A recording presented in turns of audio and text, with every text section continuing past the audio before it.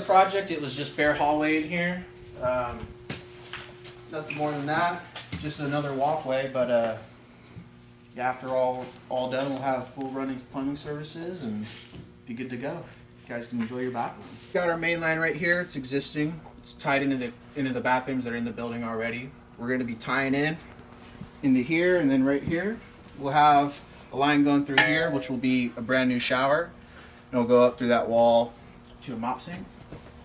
We'll have a line come up right here, and you'll have a faucet and a sink right here. When we come around the corner,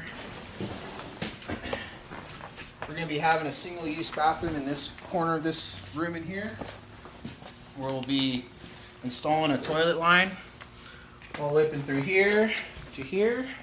We'll have our sink right here. There'll be a tiled-in shower right here. And right now we're just in the process of getting the trench graded out and perfect, and as soon as that's all good, we'll be laying pipe and finish the roughing.